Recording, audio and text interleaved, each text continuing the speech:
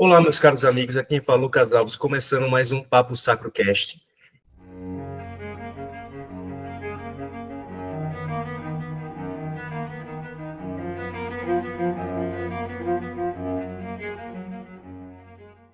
E no episódio de hoje tenho a satisfação enorme de receber o Jonathan. Jonathan, por favor, se apresente. Olá, boa noite. Obrigado, Lucas, pelo convite.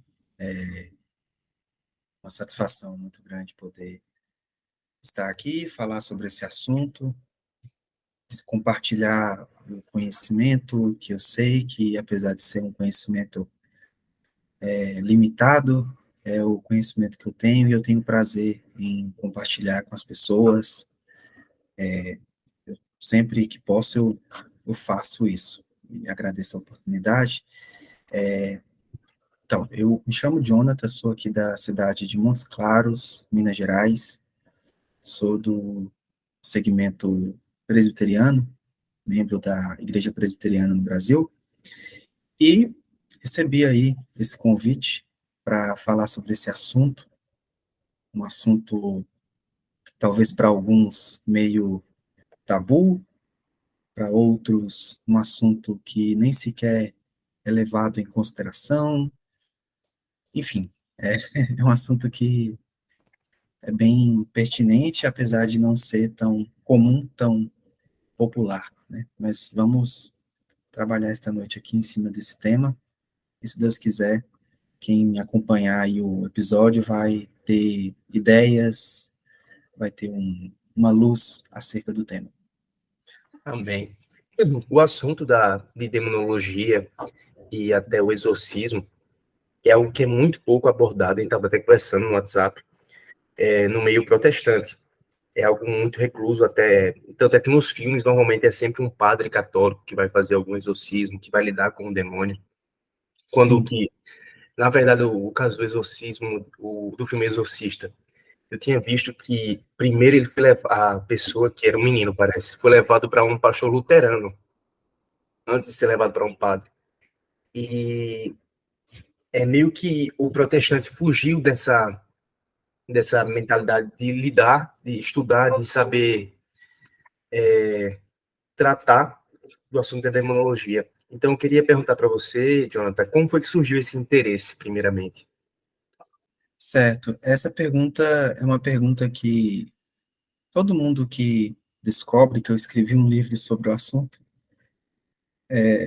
me faz. E é uma pergunta de extrema pertinência, porque a razão pela qual eu fui levado a escrever é uma realidade que eu observei e continuo observando no meio protestante, em especial o reformado, que é o meio ao qual eu pertenço, e basicamente eu decidi escrever sobre o assunto, estudar sobre o assunto e escrever sobre ele, porque eu percebi que há uma escassez muito grande sobre o tema no meio reformado. Inclusive, durante o processo de escrita, eu pesquisei muitos materiais, como material bibliográfico, e foi muito difícil conseguir achar material bibliográfico reformado, e às vezes até nem reformado, talvez um material, um material mais sério, não necessariamente reformado. E foi muito difícil, justamente porque o assunto ele é pouco falado, tanto no Brasil quanto no exterior. Eu percebo que quem mais fala sobre o tema é o pessoal carismático, tanto o pessoal pentecostal quanto os outros segmentos. Isso, por si só, não é algo ruim, porque o sujeito ele pode ser carismático, ele pode ser pentecostal e tratar do tema de uma forma condizente. Só que acaba que o carismático, ele dá um foco que, assim, eu acho que poderia também discorrer outras questões sobre, por exemplo, o que eu vou falar no livro, que é justamente porque eu vi que há essa escassez no meio reformado, e aí eu trouxe à tona. Então, esse foi o principal motivo, a escassez do tema no meio reformado. E o outro motivo, que é uma consequência desse primeiro motivo, é porque, assim, em se tratando de cristianismo, a gente tem que entender que existe uma guerra espiritual. A Escritura, ela deixa isso muito claro. Quem é cristão que tem a Escritura como fonte de fé, de prática, a palavra de Deus, ele não vai desconsiderar o que a Escritura fala em relação a essa guerra. A Escritura fala de Satanás, fala dos demônios, fala que eles operam. Então, assim, se a Escritura fala, é uma coisa importante de se dizer. A gente está em guerra, a gente precisa saber quem é o nosso inimigo, conhecê-lo, para saber como enfrentá-lo. Então, resumindo, foram esses dois motivos. Um desencadeou o outro. Legal, legal. É um tema muito, muito, muito escasso. Eu, como eu estava falando para você, só conhecia a sua obra, e é do pastor Vailate. E eu acho assim que, tipo, de memória, só me vem essas duas obras, fora a dos pentecostais, que aí, como você falou, tem de rodo, né? Sim, Então é isso. Vamos para a primeira pergunta. Jonathan, como é que era a visão dos primeiros cristãos quanto aos demônios e ao exorcismo, a igreja primitiva? certo. Quando a gente fala em primeiros cristãos, nós estamos falando da igreja ali dos tempos apostólicos, né, da era primitiva. Então, se a gente pesquisar na escritura, se a gente pegar os textos bíblicos, em especial os neotestamentários, a gente vai ver que a questão sobre possessão demoníaca, sobre espíritos malignos, há uma série de nuances, porque aquele povo do período apostólico era um povo, assim, que desconhecia muita coisa, vinha de um período em que Deus havia se calado para Israel, tivemos ali os 400 anos, é o interlúdio entre Malaquias e Mateus, chamado de período intertestamentário ou período negro. Então, é um povo que, quando, por exemplo, aparece João Batista, depois Jesus, trazendo mensagem, pregando o evangelho, fazendo, principalmente Jesus, porque João Batista ele não fez nenhum sinal extraordinário, né? Ele foi um profeta mais de pregação, de palavra. E quando vem Jesus, por exemplo, operando sinais e maravilhas, expulsando demônios, aquilo chocou a população, chocou as multidões. Mas, quando a gente recorre à literatura extra-bíblica, a gente vai ver que era muito comum ali naquelas regiões da Palestina, né, como ficou chamada depois, a prática do exorcismo.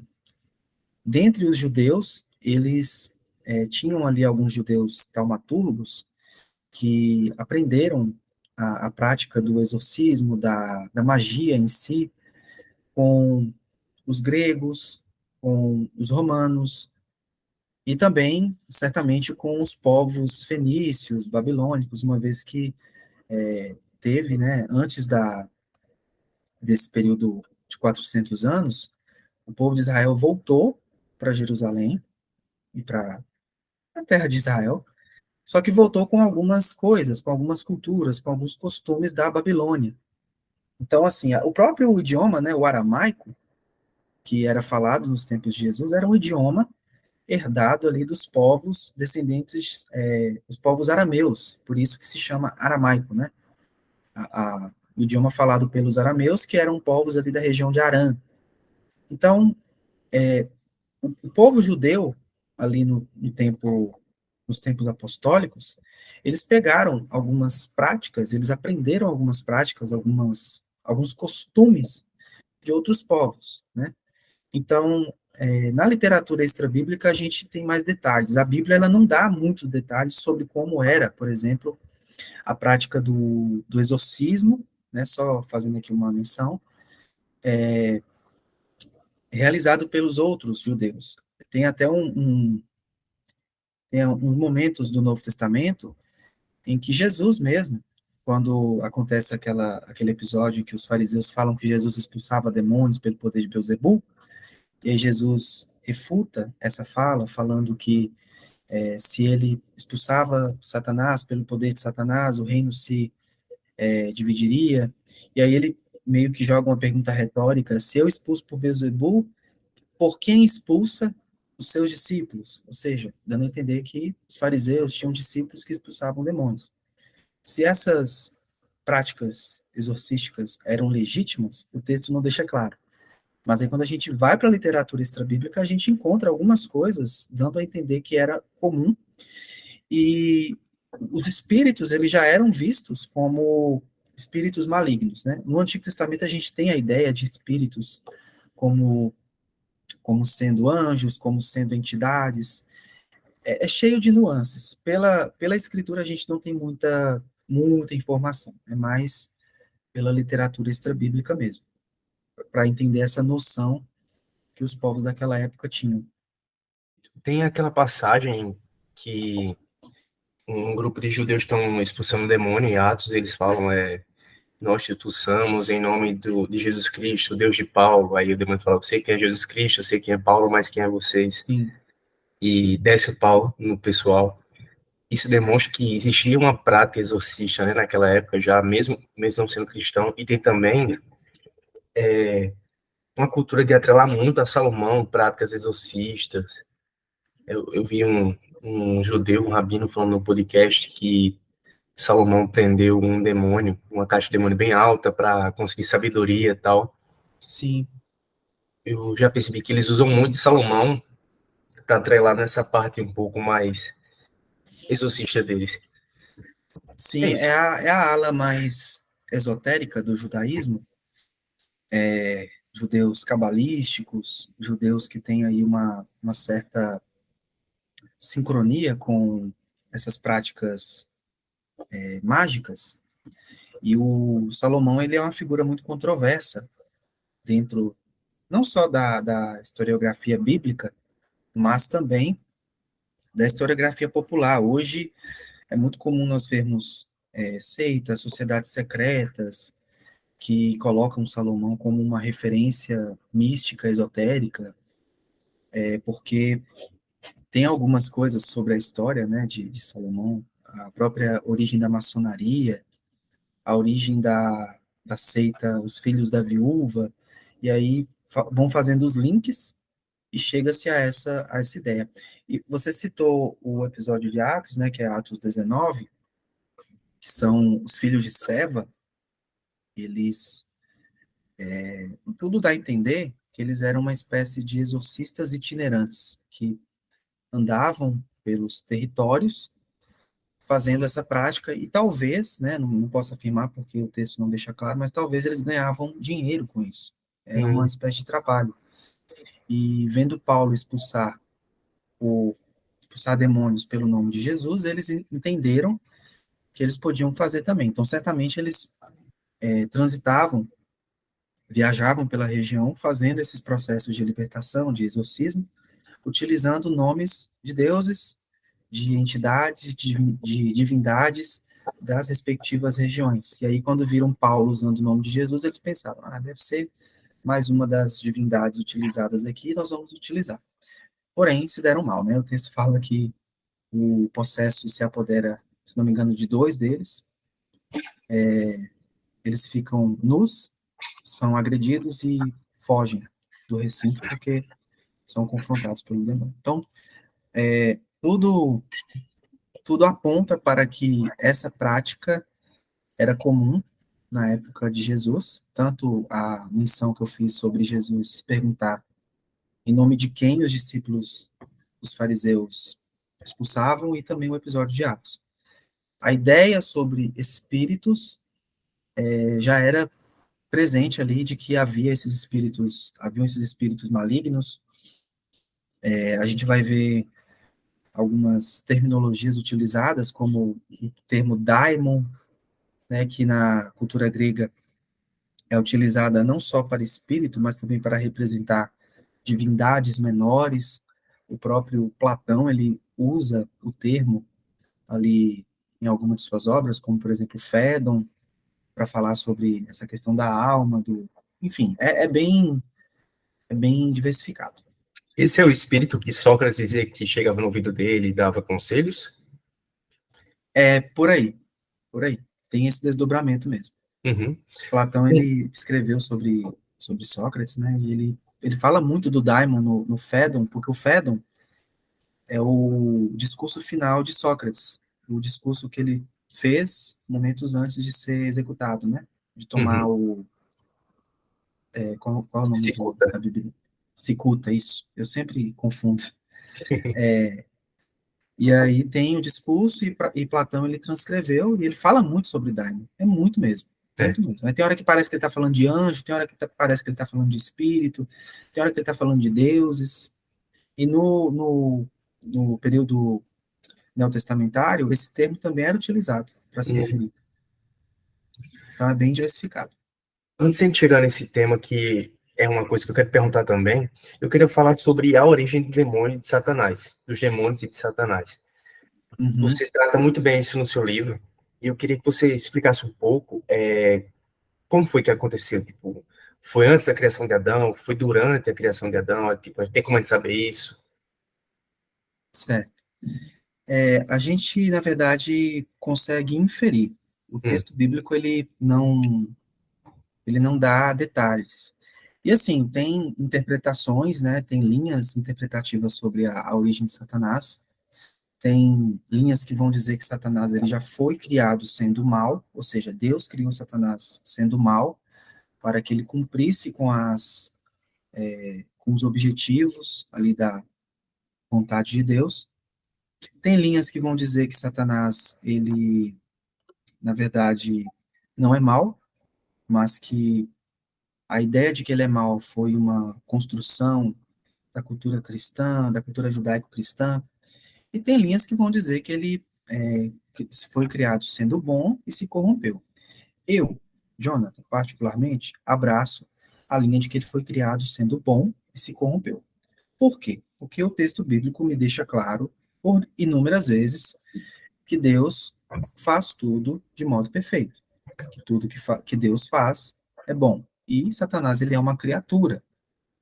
É bom a gente deixar isso claro, né? Porque a gente tem também alguns segmentos antigos e modernos e atuais que vão tratar Satanás como uma entidade que talvez até esteja no mesmo nível de Deus, uma espécie de visão maniqueísta, né?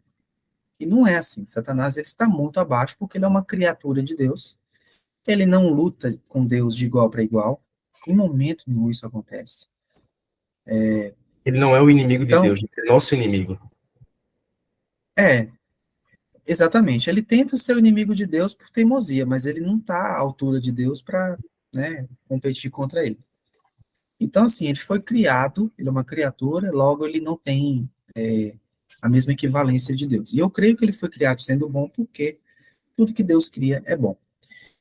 Pois bem, e como que se deu, então, a origem de Satanás? Porque a gente está falando da origem de Satanás, o ser maligno. Uma coisa eu sei, foi antes da queda do homem, porque em Gênesis 3, que é onde ocorre a queda do homem, Satanás já é Satanás. Ele já aparece ali na figura da serpente. A gente não sabe se ele assumiu a forma física de uma serpente ou se possuiu. Tem também discussões sobre isso, né? Irmãos que falam que ele assumiu, irmãos que falam que ele possuiu. Eu, sinceramente, não sei. Eu não consigo afirmar que é porque o texto não deixa claro e, assim, eu poderia inferir, mas para mim não faz diferença. Esse detalhe não faz diferença.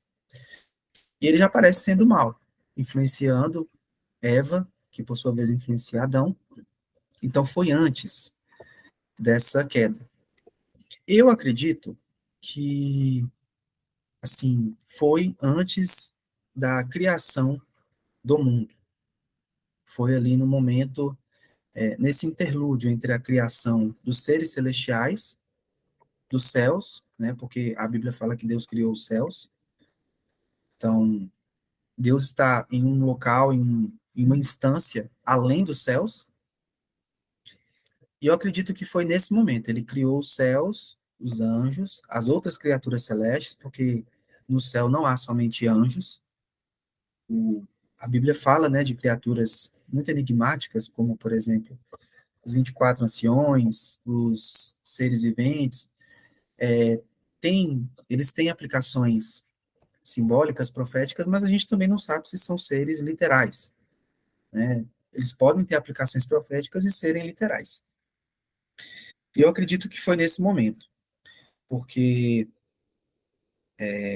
como eu disse, o Éden é o primeiro momento da criação da Terra, do mundo, né? Deus cria o mundo ali nos 7 dias. Também se discute se foram dias literais ou se eles são simbólicos, representam eras geológicas, tem isso também. E o Éden foi criado nesse processo aí de criação do mundo, e Satanás ele já aparece ali sendo mal. Então eu creio que foi antes da criação da queda do homem e antes da criação do universo. A Bíblia afirma isso? Não afirma. Eu faço isso por inferência através de algumas coisas, de alguns indícios, mas não é uma coisa que eu bato o martelo.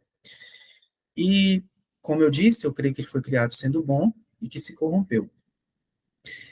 Esse momento em que ele se corrompe, muita gente entende que é o momento retratado em Apocalipse 12, que fala que teve uma batalha no céu, Miguel e seus anjos lutaram contra Satanás e os seus seguidores. Só que Apocalipse 12, eu não entendo como sendo uma batalha que aconteceu lá atrás, no ato da queda de Satanás. Eu entendo que Apocalipse 12 é posterior, acontece dentro do tempo, no momento em que Jesus morre, ressuscita e ascende aos céus. Isso aí a gente pode discorrer mais no decorrer aqui do bate-papo, mas eu não creio que Apocalipse 12 fala dessa queda, da primeira queda de Satanás, da queda moral. Eu creio que a queda moral de Satanás, ela aconteceu, como eu já falei, ali antes da criação do mundo, da queda do homem, mas é uma queda que não é mencionada na Bíblia. E eu sei que, eu creio que ele caiu porque Paulo também vai dizer em 1 Timóteo que Satanás se corrompeu por conta do orgulho. Ele fala isso. Então, eu concluo assim, Satanás, ele foi orgulhoso, quis se equiparar a Deus, tomar o lugar de Deus, e com isso ele foi corrompido moralmente. A queda moral de Satanás. Dentro da leitura que eu faço da Escritura, eu entendo que Satanás ele teve duas quedas. A primeira que foi a queda moral, em que ele se torna Satanás, o ser maligno que hoje nós conhecemos, e a queda histórica, que é a queda que acontece em Apocalipse 12, quando ele é expulso do céu e perde a sua prerrogativa de acusador legítimo. E, né, se for o caso, eu explico isso aqui no decorrer da conversa.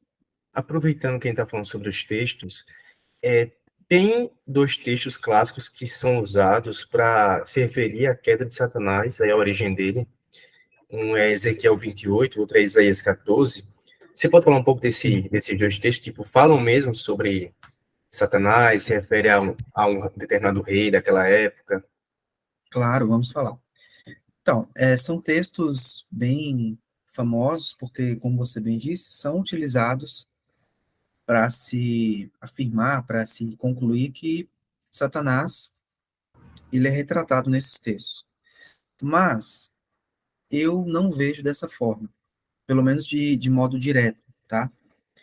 Eu entendo que, assim, a escritura, quando a gente estuda, quando a gente estuda a hermenêutica e as outras matérias, doutrinas vinculadas, a gente entende que a escritura, ela precisa ser interpretada da forma que ela se apresenta, né? Tem momentos que ela vai ser literal, tem momentos que ela vai ser alegórica, tem momentos que ela vai ser um misto dos dois. Então a gente tem que ter essa perspicácia de saber interpretar o texto da forma que ele se apresenta. E o que eu vejo em Isaías 14 e Ezequiel 28 são textos proféticos, ou seja, eles trazem uma mensagem profética e é muito clara, são mensagens de juízo. Deus proferindo juízo contra alguém. E aí o que a gente percebe? Isaías 14 do ponto de vista exegético, hermenêutico, do ponto de vista da crítica textual, é possível perceber que é uma palavra de juízo contra o rei de Babilônia. Alguns vão dizer que é da Assíria, mas eu não vejo como sendo uma palavra contra o rei da Assíria, até por um fator cronológico. Mas, se for também, só vai mudar o personagem, mas o raciocínio não muda. E aí, o que a gente vê? Por que esse texto ele é tido como um texto que refere-se a Satanás? Vou abrir aqui a Bíblia, então. Jonathan, enquanto você faz isso, deixa eu só emendar também outra pergunta, que Boa também é de um tarde. texto bíblico. O texto que fala que o inimigo veio para matar, roubar e destruir, fala de Satanás mesmo, ou seria falso profeta? Aí já emenda também nessa. Tá, perfeito. Ok, aqui Isaías 14, 12. Capítulo 14, versículo 12. Diz assim: Como caíste do céu, ó estrela da manhã, filho da alva, como foste lançado por terra, tu que debilitavas as nações. Tu dizias no teu coração: Eu subirei ao céu, acima das estrelas de Deus exaltarei o meu trono, e no monte da congregação me assentarei nas extremidades do norte. Subirei acima das mais altas nuvens e serei semelhante ao Altíssimo. Aí aqui pega. Serei semelhante ao Altíssimo? Isso aqui parece que é o diabo, né? Porque culturalmente criou-se essa ideia.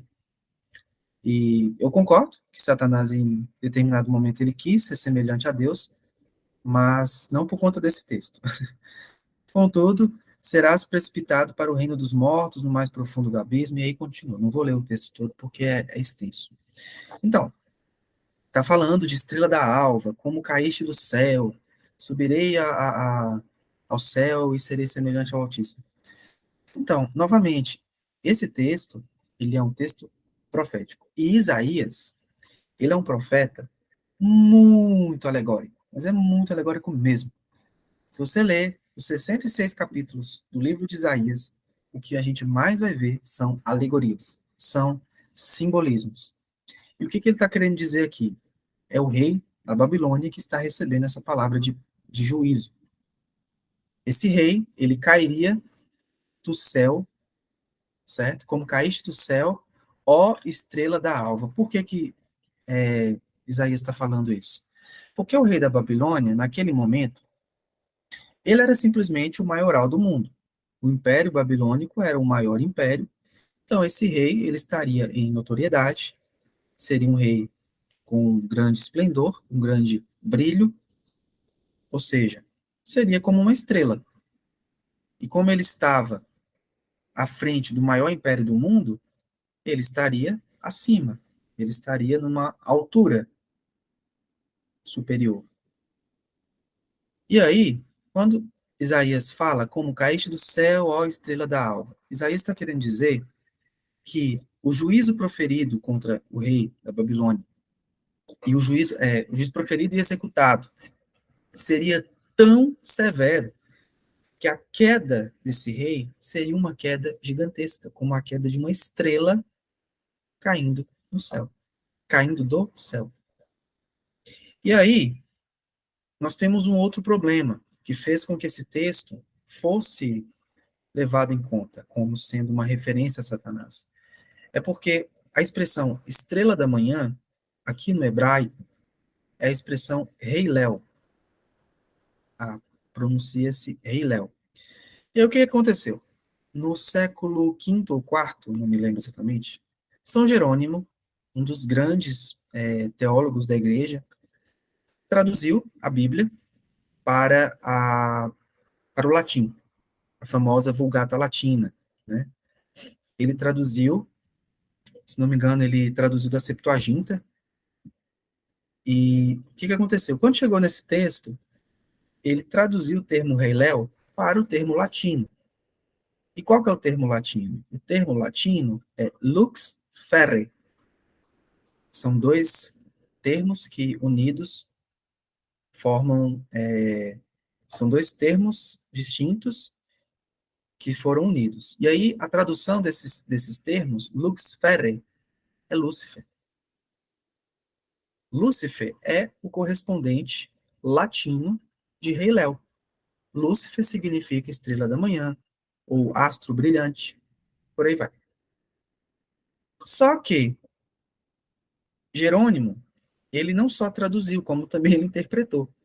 E aí ele vai dizer que o texto de Isaías está falando de Satanás.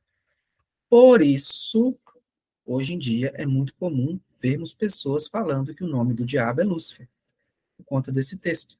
Só que Lúcifer, aqui, não é um nome próprio, é uma atribuição adjetival, é um termo para se referir a alguém que tem notoriedade, esplendor e que estaria caindo.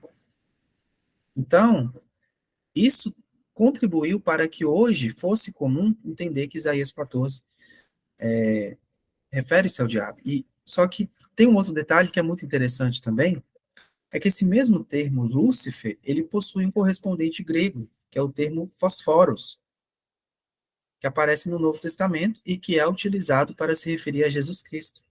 Jesus Cristo, ele também é chamado de estrela da manhã no Novo Testamento. E é o termo fosforos. Então, se a gente vai dizer que Lúcifer é um nome próprio de Satanás, a gente tem que também dizer que Lúcifer é o nome de Jesus, é uma atribuição que se aplica a ele. Porém, claro, contexto diferente. O Lúcifer de Isaías é um Lúcifer de declínio, é uma palavra de juízo proferida contra ele. Já o fosforos do Novo Testamento, que equivale ao Lúcifer, é no sentido positivo. É o Jesus, Rei da Glória, o que detém todo o esplendor, todo o poder. Então, assim, Isaías 14, diretamente falando, é uma palavra de juízo contra o rei de Babilônia. É uma palavra de juízo contra o rei de Babilônia. E aí, quando eu terminar de explicar sobre Ezequiel, eu vou pontuar uma outra coisa, que é o detalhe que eu considero quando eu levo em conta esses dois textos. Eu estava pensando como tipo, o nome Lúcifer também ficou muito impregnado por causa da cultura pop. Aquela célula Lúcifer. Sim. O massa é que o nome dele é uma redundância, Lúcifer Morningstar. Oh. Literalmente, estrela da manhã, estrela da manhã.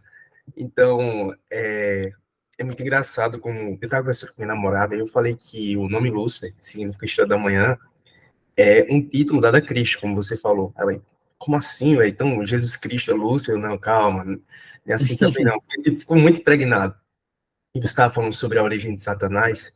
Você viu que recentemente uma pastora disse que Satanás é o filho pródigo e iria voltar para os braços do Senhor no fim dos tempos? Não, não vi. Ainda É, bem. pois é. Não vi, não Pode vi. continuar. É cada bizarrice, né, moço? Porque, como a Escritura fala que ele já está condenado, ele não vai se arrepender. Enfim, é, é isso que a gente tem atualmente. Pois então, o texto de Isaías é um texto que, como eu disse, é profético e ele se refere ao rei de Babilônia. A mesma coisa acontece em Ezequiel 28. A diferença é que Ezequiel 28 é referente ao rei ou regente de Tiro, uma cidade, uma região ali da Fenícia. Então, Fenícia? Se não me engano, é Fenícia. Fenícia, ali para aquela região de Sidom. E o que acontece? Ezequiel 28 é um texto que talvez seja até um pouco mais emblemático, porque ele utiliza-se de algumas expressões que para alguns são definitivas, como, por exemplo, eu vou abrir aqui de novo o texto de Ezequiel 28. Ok. Logo no começo, veio a minha palavra do Senhor dizendo: Filho do homem, dize ao príncipe de Tiro. E aqui já fica claro: dize ao príncipe de Tiro. O texto já deixa claro para quem a palavra está se direcionando. Pois bem, mas tem gente que ignora ou faz pouco caso.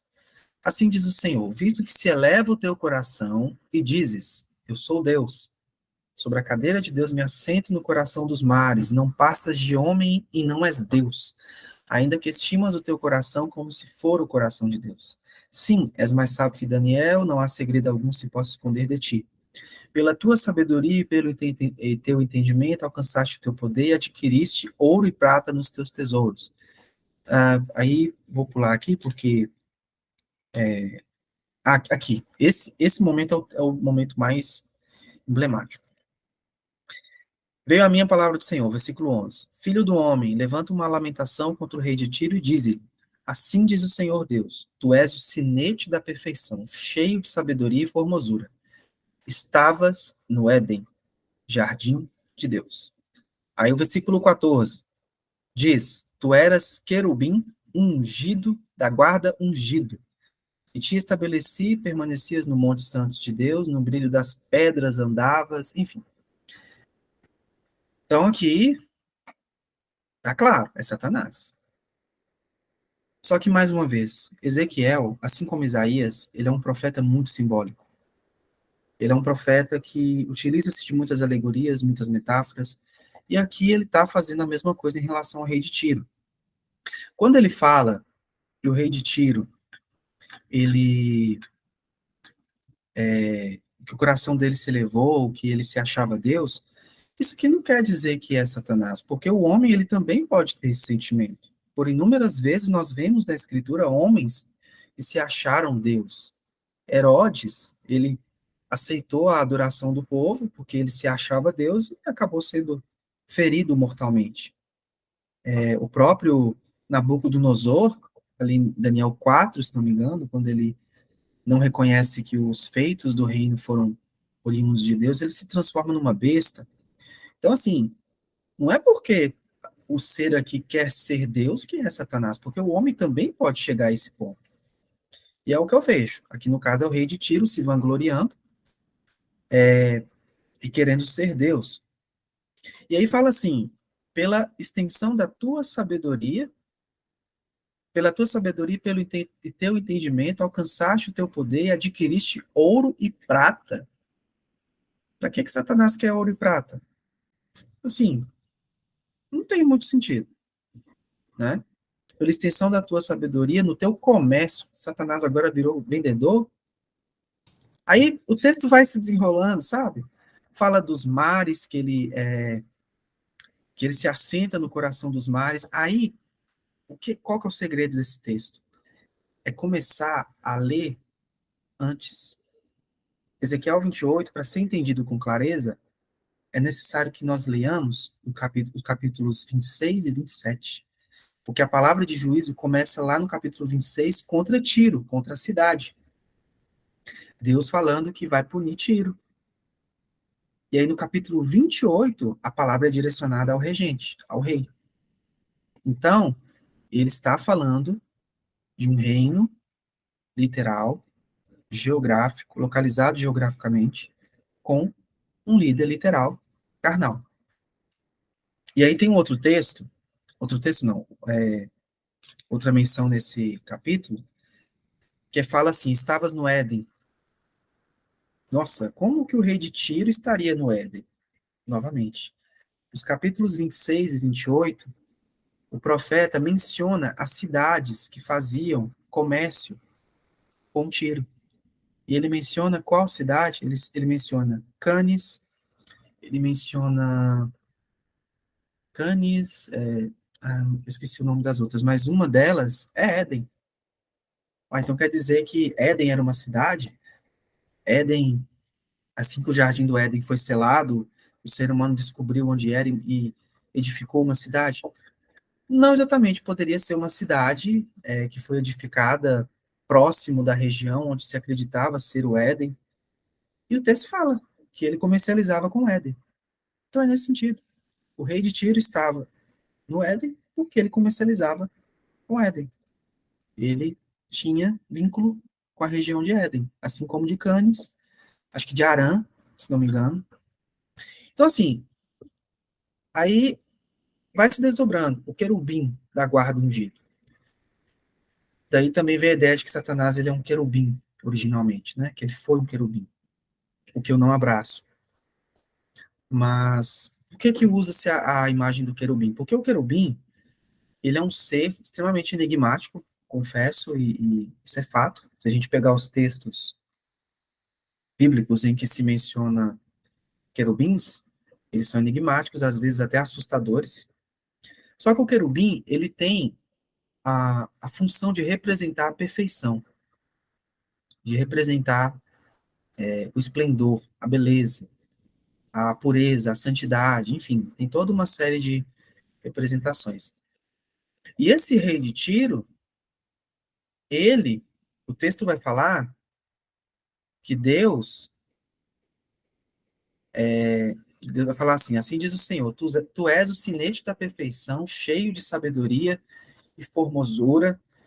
Versículo 15, perfeito eras nos teus caminhos, desde o dia em que foste criado, até que se achou iniquidade em ti. Ou seja, ainda que se trate de um rei e de um reino gentílicos, Deus foi quem levantou esse reino, foi quem abençoou esse rei, concedeu a ele todo esse glamour, vamos dizer assim. Então, é nesse sentido. Ele era o querubim ungido da guarda de um ponto de vista metafórico. Por quê? Ele foi agraciado por Deus por dádivas que fizeram dele um ser notório.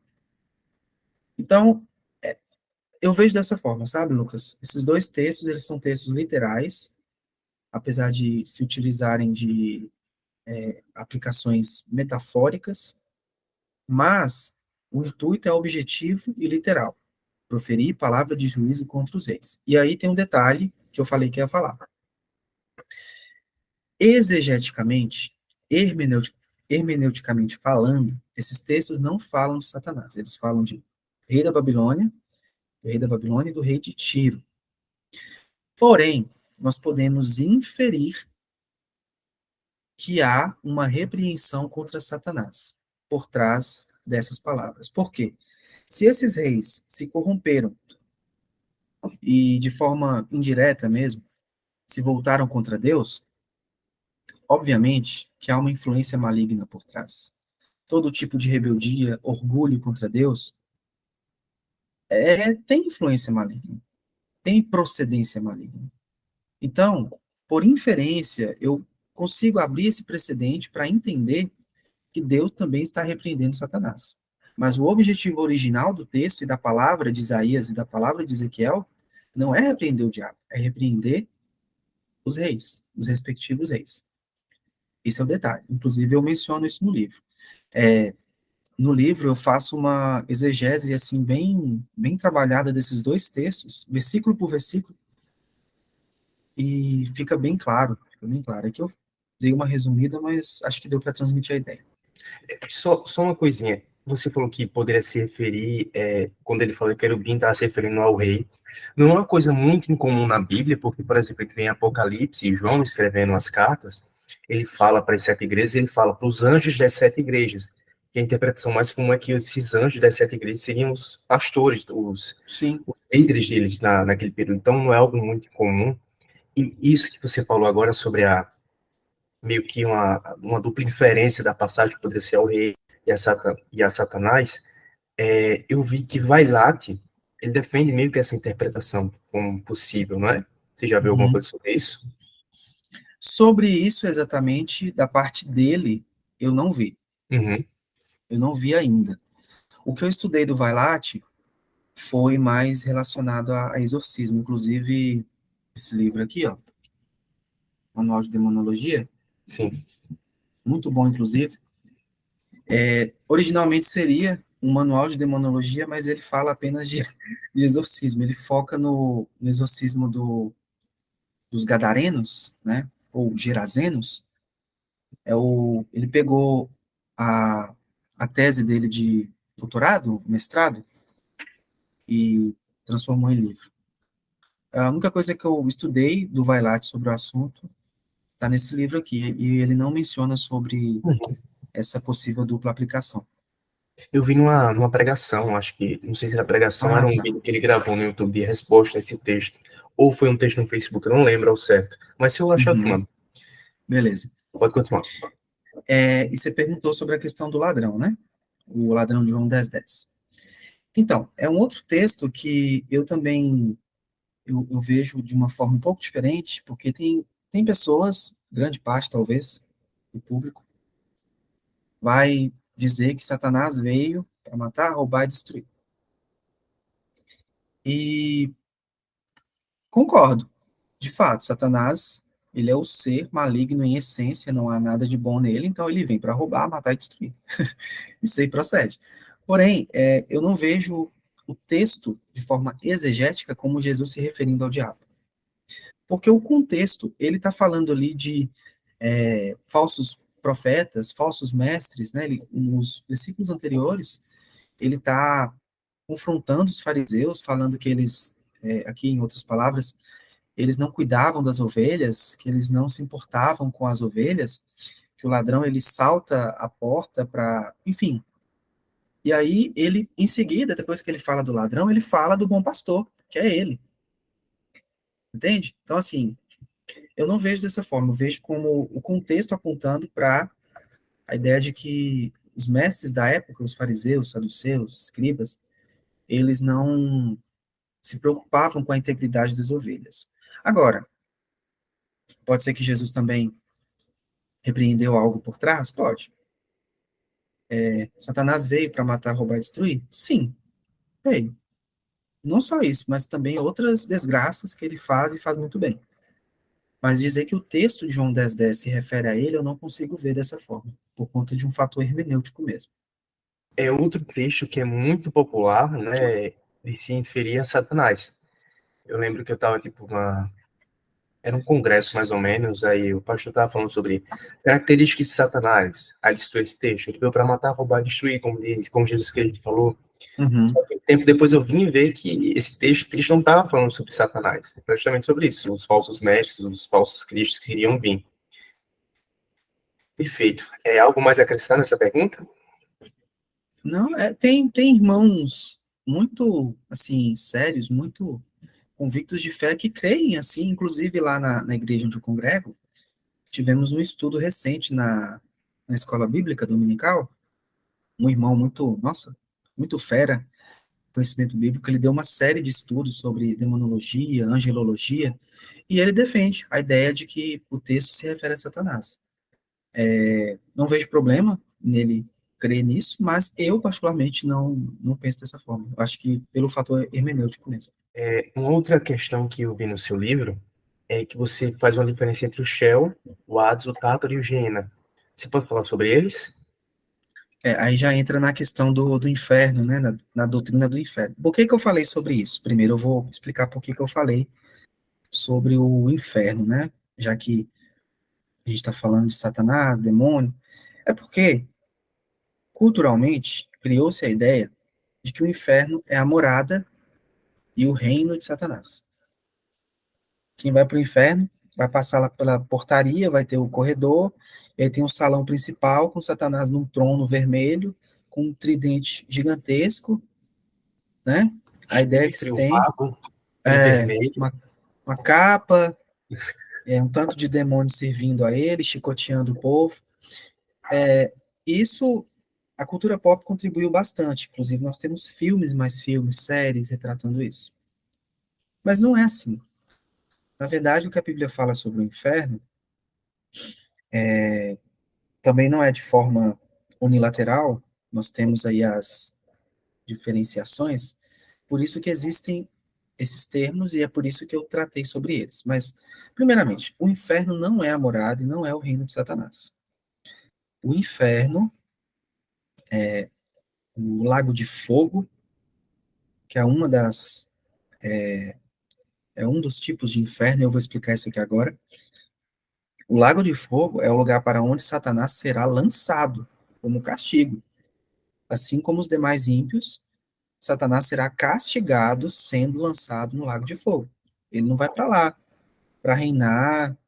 Deus não vai arrendar o inferno para ele fazer o que quiser com as almas perdidas, não. Ele vai ser condenado. Ele já está condenado, mas a condenação dele será executada no lago de fogo. Então ele não mora e não reina lá. Até porque o lago de fogo e enxofre, ele na verdade não foi inaugurado, né? Eu costumo dizer isso, ele não foi inaugurado. Ele vai ser inaugurado no dia do juízo. Ninguém está no lago de fogo ainda. Pois bem, tá, mas o que é o inferno? Você falou do lago de fogo, mas quer dizer então que não existe inferno agora? Existe. A Bíblia vai utilizar de 4 termos para se referir ao inferno. O primeiro é um termo hebraico chamado Sheol, ou Seol. Pode aparecer também assim em algumas Bíblias. E o que é o Sheol? O Sheol, na verdade, ele se traduz de diversas formas, como cova, sepultura, morte, coisas assim semelhantes. E qual que era o entendimento que os povos do Antigo Testamento tinham sobre o Sheol? O Sheol era a sepultura literal para onde a pessoa ia depois de morrer. Ela era enterrada, ou, no caso, o processo de enterrar poderia ser diferente, né? Não só o enterro que a gente conhece hoje, mas enfim, ela era enterrada.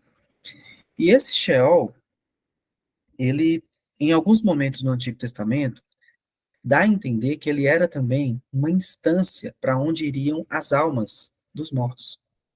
Só que no Antigo Testamento isso não fica muito claro, porque alterna. Tem hora que fala que é sepultura, tem hora que fala que é o mundo dos mortos, tem hora. Então, assim, a teologia do Antigo Testamento ela não é muito clara sobre o Sheol. O que eu sei, o que dá para concluir é que eles criam que era a sepultura, o lugar para onde o morto ia, e que no caso poderia também abrir precedente para essa ideia de ser o mundo dos mortos, mas não é muito claro. É interessante que muita gente usa muitos anos, pessoa que defende o sono da alma, usa esses textos do Antigo Testamento para defender que a pessoa quando morre fica em descanso, só que eles não se atentam que o judeu, como você bem citou, eles não tinham uma visão desenvolvida do que acontecia pós-morte. Uns acreditavam que ficava um sepulcro só, aí tem a mansão dos mortos, e um texto interessante é de Salomão, acho que é em Provérbios que ele fala, que ele diz que a nossa vida não distingue da dos animais quando morrem. Então, tipo, era alguma Uhum. coisa muito ainda que estava em desenvolvimento, parecia que eles não tinham uma certeza plena do que acontecia. O que, é que você Sim, acha? Concorda? é essa impressão que eu tenho quando eu leio os textos. Aí você vai para o texto de Jó e vê Jó falando de ressurreição, Jó falando de coisas assim que não era muito comum de se ver na cultura judaica. Então não é muito claro. O que vai clarificar esse assunto é a teologia do Novo Testamento, porque, ó, para você ver, parece que é providencial, né? O termo Sheol, ele tem um correspondente no Novo Testamento, ele tem um correspondente grego, e é o único dos termos gregos que aparecem no Novo Testamento que possui menção no Antigo Testamento, de uma forma direta. Nós vamos ter o Gehenna, nós vamos ter o Tártaros e o Hades. O Tártaros e o Gehenna, eles não possuem uma correspondência direta no Antigo Testamento, mas o Hades tem, que é o Sheol. Para você ver, é bem interessante, porque o Sheol, por ele não ser muito claro, parece que o termo neotestamentário ele vem justamente para clarificar, para solucionar essas dúvidas que ficam em aberto. E o que é o Hades? Ele aparece no Novo Testamento, é um termo grego, e aqui vale ressaltar, Lucas e quem estiver assistindo, que isso aqui que eu vou falar talvez assuste um pouco, mas é fato. Se a pessoa estudar aí, pesquisar um pouco, ela vai encontrar.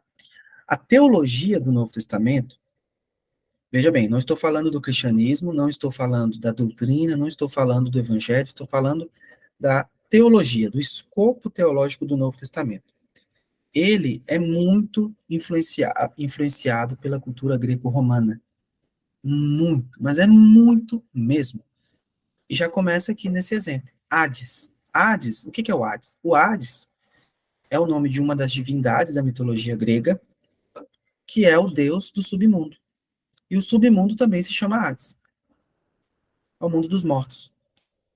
Hades, na mitologia romana, ele se chama Plutão, que até pouco tempo era planeta, né? Foi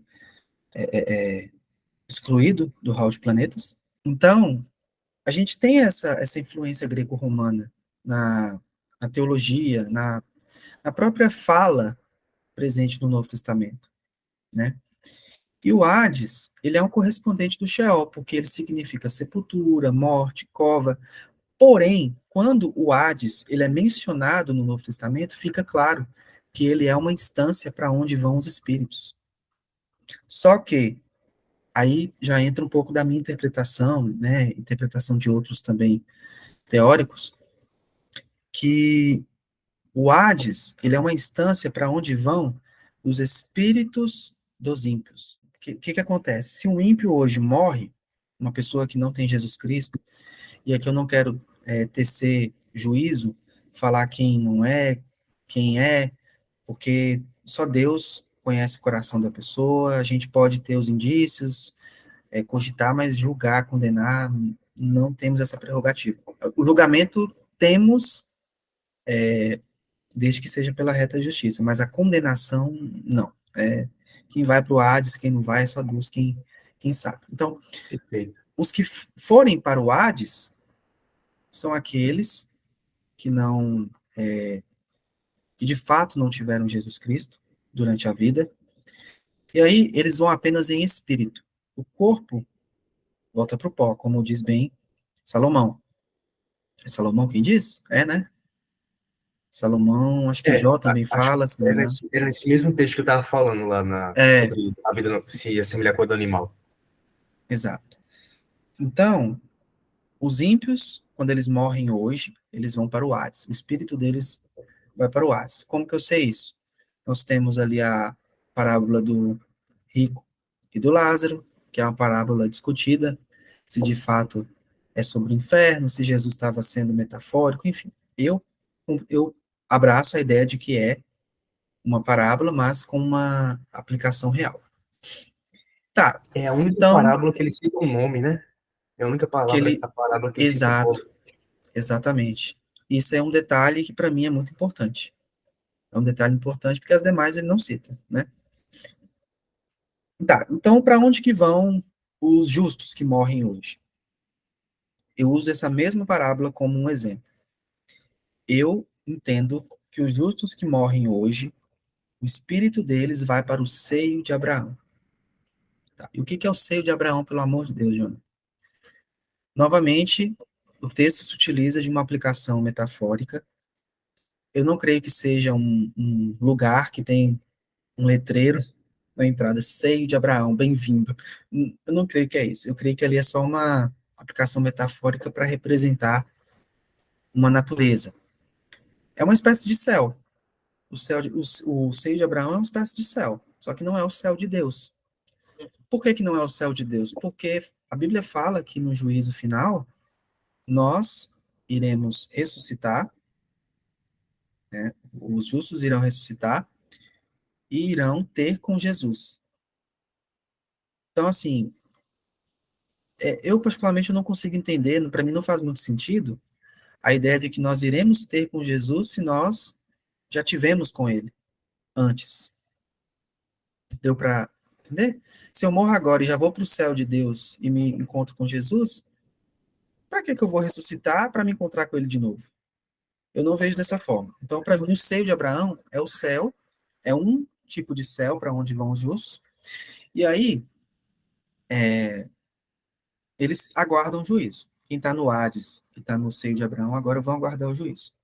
Então, o Hades, ele, para mim, soluciona essa incógnita a respeito do Sheol. Ele soluciona para mim. Então, eu pego a aplicação do Hades e jogo lá para o Antigo Testamento. Apesar de os judeus, né, os hebreus ali naquela ocasião, não entenderem dessa forma. Fiquei com uma dúvida. Eu gosto de chamar o Hades, o céu de Abraão, de proto-céu e proto-inferno. Já para tentar explicar, ó, ainda não é o céu e ainda não é o lago de fogo e enxofre. Perfeito. O pré, Boa aplicação. né? Eu fiquei com a dúvida numa coisa. Como é que você interpreta, acho que é o texto de Pedro, que diz que Cristo foi pregar na mansão dos mortos? Cara, esse texto, ele é um texto muito bom, porque é justamente o texto que me faz questionar algumas coisas que eu escuto de vez em quando, como, por exemplo, de que todos os que morrem agora vão para o Hades. né? E justos, ímpios, se morrerem agora, vão para o Hades. Só que, o que, que eu acredito? Eu penso que, por conta do que é retratado na parábola do rico e do Lázaro, não faz muito sentido. E aí, o texto de Pedro fala que Jesus desceu ao Hades, né? E Pedro vai, se não me engano, não, ele fala isso em Atos, num dos discursos dele. Não, acho que é só na carta mesmo, né, que ele fala, só na carta. E o que que acontece? O Hades, ele é o correspondente do Sheol, certo? Os dois simbolizam a instância para onde vão os espíritos. Só que eles também simbolizam sepultura. Eles também simbolizam cova, morte. Então, a minha interpretação é muito simples. Eu entendo que Pedro, quando ele falou que Jesus desceu ao Hades, ele está se referindo ao fato de que Jesus morreu. Morreu e ressuscitou, e através desse ato de morrer e ressuscitar, ele resgata aqueles que estavam presos. Presos pelo quê? Pelo pecado, pela morte, pelo diabo. Nesse caso, Pedro, ele não usa o termo em sua totalidade, ele não utiliza o sentido completo do termo, ele apenas utiliza parcialmente. Nesse caso, porque Entendi. se colocar porque assim, eu sigo essa linha, né, de que o Hades é para onde vai, ou para onde vão os espíritos dos ímpios. Se, se eu entender que Pedro está se referindo a todos que Jesus desceu ao Hades, não faz sentido o Filho de Deus, Todo-Poderoso, a descer ao Hades num processo comum, sendo ele bom, sendo ele perfeito, sendo ele puro, né? Para mim não entra nesse raciocínio. Uma interpretação, acho que a interpretação assim mais histórica da igreja era que Cristo foi meio que levar para o paraíso os mortos antes da vinda dele, da nova aliança. Tem até muitas imagens onde Cristo vai buscar Adão e Eva no Hades e levar eles Uhum. até o paraíso. Eu acho até que as igrejas orientais creem nisso, não sei se a igreja católica crê nisso. As ortodoxas? Meu que tá. Quem pode falar mais que precisão é um colega meu, Ian. O pessoal se inscreve aí no Uhum. Instagram do Ian, é Cristianismos Orientais. E eu acho que é ortodoxa sim, acho que sim, creio que sim. É Bacana. uma visão bem interessante. Tem uns ícones até bem bonitos de Cristo pegando Adão e Eva tal, pela mão. Eu não consigo abraçar essa ideia porque eu entendo que os antigos, eles foram salvos. Mesmo Jesus não estando no Antigo Testamento, perdão, mesmo ele não estando ali da forma que a gente conhece, ele estava prefigurado nas tipologias, no messianismo pregado pelos profetas, e o livro de Hebreus, que na verdade é mais um sermão, fala desses antigos que foram salvos mediante a fé. Então, não vejo necessidade de Jesus descer ao Hades, pegar o espírito de Eva, de Adão, até porque eu acho que eles foram salvos, mesmo eles tendo feito a cagada inicial, né? Eu acho que eles foram salvos, assim, eu creio nisso, porque quando Deus dá a Adão e Eva sete, eu vejo ali a confirmação de que eles foram perdoados e salvos. Porque, inicialmente, Jesus viria da linhagem de Abel. Abel foi morto, Deus foi lá e deu sete. É uma das maneiras, né? A própria Eva parece que glorifica a Deus por isso, então eu não vejo necessidade. Primeiro, porque eu entendo que eles foram salvos, e segundo, porque se eles estivessem em uma situação complicada, ainda assim eles poderiam ser salvos mediante a fé nas tipologias, nos pré-messianismos que o Antigo Testamento apresenta. Jonathan, você falou sobre o Tártaro e o Ena, não sei se Não, não falei, não falei. meu áudio falhou aqui, ou você me escutou? Escutei só o começo. Era sobre isso, você falou sobre o Tártaro e o Guiena. É Guiena a pronúncia correta? Cara, eu não sei, eu falo Guiena, Mas eu já vi gente falando Geena, já vi gente falando Gena, eu falo Guiena, mas minha especialidade não é o grego, definitivamente, não é o grego nem o hebraico. Eu tentei estudar isso, rapaz, literalmente eu estava lendo e estudando grego. Tem aquela expressão, né? Quando você não entende uma coisa, você está falando grego? Fez jus Nossa, é à difícil? expressão. É porque é difícil mesmo, velho. Então, esses termos, eles aparecem exclusivamente no Novo Testamento, e o que que eles representam? O Tártaros, ele aparece apenas uma vez na Bíblia, que é em 2 Pedro, capítulo 2, versículo 4. Deixa eu confirmar aqui. Eu sempre troco a referência. Rapidinho, só confirmar. Isso mesmo. 2 Pedro, capítulo 2, versículo 4. E o que que é o Tártaros? O Tártaros, ou Tártaro, novamente, ó, que mais um empréstimo da cultura greco-romana. Na mitologia romana, o Tártaro é uma instância que fica abaixo do Hades. Tem o Hades, que é o submundo, o Tártaro fica abaixo. O Tártaro é o lugar onde são aprisionados os titãs. Na mitologia grega, ali tem a batalha entre os deuses e titãs, e os titãs, se não me engano, eles perdem a batalha em determinado momento, e eles são aprisionados nesse Tártaro. Aqui, certamente, a aplicação não foi nesse sentido, porque o cristianismo não crê em politeísmo, não crê em titãs. Aqui, o que Pedro está trazendo à tona é o seguinte: esse Tártaros é uma espécie de prisão, e aqui ele vai chamar na tradução de abismo, abismos de trevas. Eu vou ler aqui. Ora, se Deus não poupou anjos quando pecaram, antes, precipitando-os no inferno, os entregou a abismos de trevas, reservando-os para juízo. Aqui no o termo inferno que ele usa pode ser traduzido como abismo, e no próprio versículo ele fala, né, de abismos de trevas, como se fosse uma redundância. E o que que é esse Tartarus? É uma prisão onde alguns anjos caídos estão. É isso. Alguns anjos caídos, que no caso são demônios, estão aprisionados no Tártaro. Jonathan, por quê? Eu não sei. Eu só sei que há alguns demônios que estão presos nesse abismo. Não todos, porque, é, convenhamos, né? Falar que não tem demônio solto é absurdo. Tanto de coisa terrível que acontece. Claro que o homem tem culpa, né? Mas o diabo, ele A também influência aproveita. dele. Se aproveita. E esses demônios, eles estão presos. Eu tenho uma teoria, que é com base no que eu leio ali em Apocalipse, que eles são aqueles demônios que são soltos no capítulo 9, se não me engano, os demônios que são soltos do abismo para atormentar a terra. Então, eu acredito que sejam demônios muito poderosos, muito malignos, talvez os piores, abaixo de Satanás, e que eles estão presos, reservados para esse dia.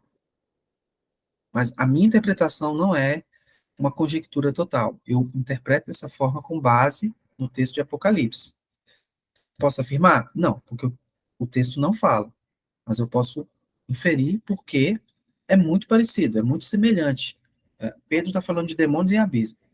João está falando de demônios que são soltos, libertos de um abismo. Apesar que o termo não é o mesmo, né? O Tártaro vai aparecer só em Pedro, mas eu vejo dessa forma. É uma boa solução. Eu nunca pensei nisso. Eu lembro que eu era menor, tava lendo um livro, tava lendo um livro sobre dúvidas da Bíblia. Aí o livro dizia que esses anjos presos são anjos que tiveram relações com as mulheres da terra e tiveram nefilins. Uhum. Aí essa explicação que, tipo, acreditava na época quando eu achava que nefilins eram o cruzamento de anjo com humano. Os Então, gigantes, né? os gigantes. Não, mas eu não vou por esse caminho, não. Também não, eu saí desse caminho faz um bom tempo. Mas a solução fazer esse paralelo com o Apocalipse é muito boa, nunca pensei nisso. Uma outra questão, Abaddon, que é citado no Apocalipse, seria Satanás? Seria um dos nomes Hum, aplicados a ele. que Porque, fala assim, príncipe do inferno, Apocalipse. né? Oi? Se refere a ele como príncipe do inferno. É. Aí, ó, pra você ver, príncipe do inferno, dá a entender que ele. Oh, meu Deus do céu. Aí complica, né? A Só que o terminologia também não rei, ajuda. Mas é nesse sentido, né? Porque a aplicação ali é uma aplicação também alegórica. O livro de Apocalipse é um livro muito alegórico. É o livro mais alegórico, talvez, da Escritura. E João ele vai usar de simbolismos, alegorias, porque ele tinha que mascarar muitas coisas, né, por conta do período em que ele estava. Se ele fosse muito transparente, o Império Romano poderia entender que ele estava se referindo a ele, ao imperador. Então ele, né, ele foi sagaz nesse sentido. E Abaddon é uma das aplicações, é um dos termos direcionados a Satanás. Porém, eu não lembro qual que é não sei se é grego ou se é de outro idioma esse termo, mas também aparece não sei lá. grego. Eu não vou lembrar de qual, mas pode ser aplicado a ele. É Gaena, né? Ainda sim. Não, o Guiena, na verdade, eu já falei sobre ele, né? Mas só para ratificar, o Guiena é o Lago de Fogo. É o Lago de Fogo, de enxofre, que ainda não está funcionando. Ele vai ser inaugurado no dia do juízo, para onde serão enviados os ímpios. E aí o detalhe, o Guiena, a diferença dele para o Hades, né? O Hades, os ímpios vão em espírito. O Guiena, ele vai ser inaugurado após a ressurreição. Jesus volta, ocorre a ressurreição, né, dos justos e dos ímpios. Os ímpios, eles vão de corpo e alma para o Guiena. Eles vão ser ressuscitados para serem lançados lá. E o Guiena também receberá a ilustríssima presença de Satanás, né? Satanás vai ser lançado no lago como um ato de condenação.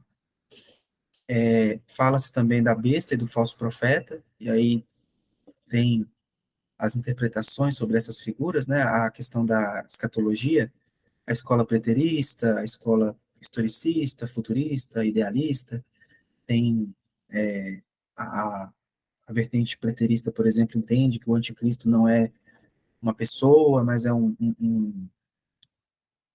como é que eu vou dizer, um O título. poder, um título, né? Então, assim, mas enfim, de qualquer forma, todos são unânimes em concordar que o Lago de Fogo é o lugar, é a punição final para os homens e demônios. E esse termo, Gehenna, ele tem um correspondente no hebraico, que é o correspondente Rinom. Rinom. Rinom. É. Eu acho que tem uma outra partícula presente na expressão, mas basicamente é Rinom. O que, que é esse Rinom?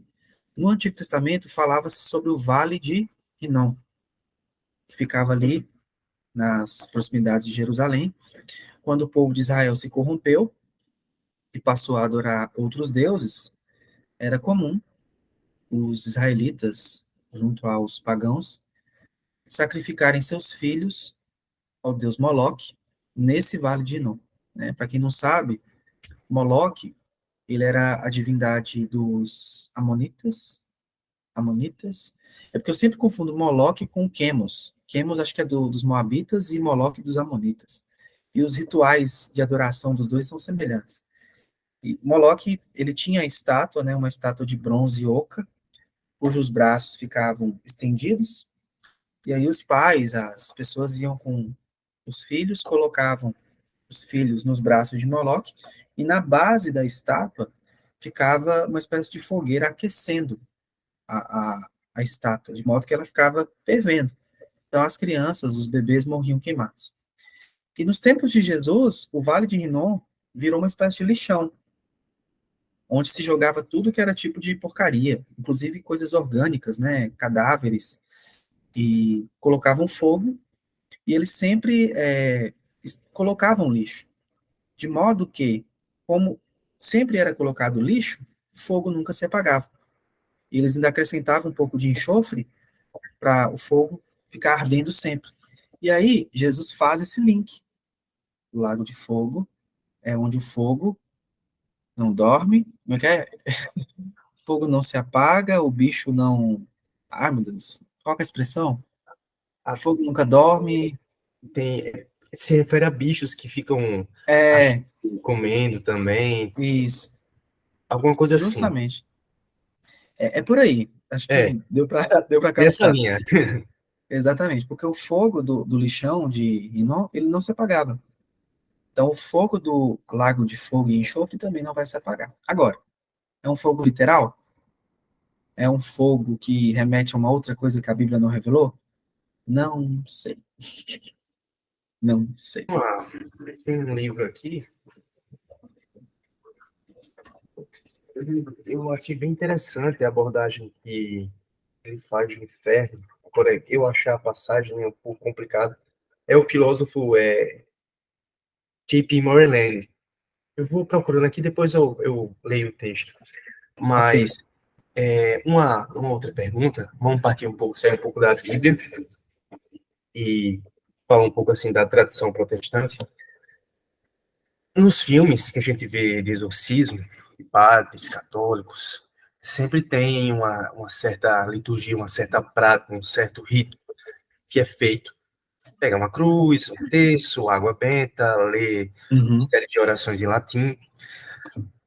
O meio protestante tem algo nessa linha para se fazer um exorcismo, que tipo, tem umas certas igrejas que entrevista demônio, só bota a mão na cabeça do demônio e sai, mas a gente vê, por exemplo, em filmes e até em casos, tem o livro do padre Gabriela Morte, que narra certos tipos de possessões que não se assemelham em nada com o que a gente vê em certas igrejas. O que é que você acha disso? Então, a questão da possessão e do exorcismo no meio protestante é um pouco controverso, por quê? No meio protestante carismático, no meio pentecostal e neopentecostal, a gente vê isso aí que você falou. Algumas igrejas que fazem as campanhas, as sessões de descarrego, e aí chegam ao ponto de entrevistar o demônio. Isso aí não é, não possui respaldo bíblico. A gente não vê, em momento nenhum, na Escritura, Jesus e os apóstolos entrevistando o demônio, fazendo campanha. Eles simplesmente, por onde eles passavam, se tinha alguém possesso, eles iam lá e expulsavam. O único episódio que Jesus se permite direcionar alguma palavra, alguma pergunta ao demônio, é no episódio de Gadara. Ele pergunta o nome do demônio, né? O demônio fala que é legião, porque são muitos, mas ali Jesus não estava criando uma fórmula, não estava abrindo precedente para que nós fizéssemos da mesma forma, no sentido de entrevistar o demônio, de ficar fazendo perguntas. Ali não. Ali ele perguntou, porque ele queria mostrar para os discípulos que existem legiões de demônios, que os demônios eles são agressivos, é tanto que em seguida, assim que Jesus permite que os demônios saiam do gadareno, os demônios vão para uma manada de porcos, esses porcos saem disparada em direção ao abismo, né? O texto fala abismo. Então, é, isso que a gente vê nas igrejas neopentecostais, principalmente, não é Bíblia. Não é Bíblia. O que a gente tem na Escritura é a possessão demoníaca tem que expulsar. Ele tem que ficar entrevistando o demônio. Até porque o demônio ele é mentiroso. Se você der brecha para ele, ele vai mentir, ele vai te confundir. Você não tem que conversar com o demônio. Não tem papo com ele. Jesus mandava o demônio calar a boca e sair da pessoa, né? Então, assim, e no meio reformado, cara, sinceramente, até hoje, eu não vi nenhum caso em que precisou fazer exorcismo. Por que que eu não vi? Será que é porque no meio reformado não tem processo? Será que é porque os reformados não têm essa prática? Eu acho que é a segunda opção, porque com certeza tem gente possessa em igreja reformada. Tem um pessoal aí que eu vou te falar, viu? Que com certeza está carregado. Então, assim, respondendo a sua pergunta, né? Como que é a forma de se fazer exorcismo no meio protestante? Oficialmente não tem. Eu, particularmente, como um presbiteriano reformado, eu entendo assim, que o exorcismo ele tem que ser feito da forma que a Escritura mostra. Jesus e os apóstolos, eles não traçaram uma fórmula, mas através da forma que eles faziam as libertações, a gente pode se basear. Como que eles faziam? Eles repreendiam o demônio e davam a ordem, saia. E aí, assim, por essa razão também, eu não acho que na hora que você se deparar com alguém que está possesso, você tem que orar, parar e orar. Não, oração é em um momento. Quando você está diante de uma situação onde a pessoa está possessa, você tem que repreender e usar a autoridade que o nome de Jesus possui. É dar a ordem, acabou. E é o que eu vejo na Escritura. Jesus e os apóstolos fazendo. Em alguns casos, eles têm um pouco mais de trabalho. Não Jesus, né? Porque Jesus nunca teve trabalho para expulsar demônio, mas ali no começo da caminhada dos discípulos, eles tiveram um caso que eles não conseguiram expulsar. E aí Jesus depois vai falar que era porque era uma caça que precisava de oração e jejum. Então, assim, é por isso.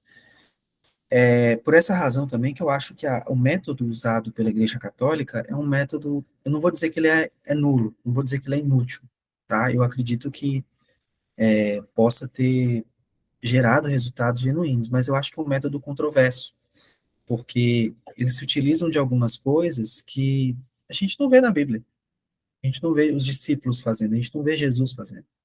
Eu fico pensando, será que precisa disso?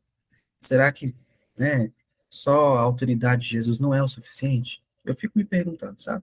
Quando eu vejo esse tipo de coisa. E você falou dos filmes, né? É interessante porque nos filmes, cara, é engraçado. Filme de terror, por exemplo, com possessão demoníaca.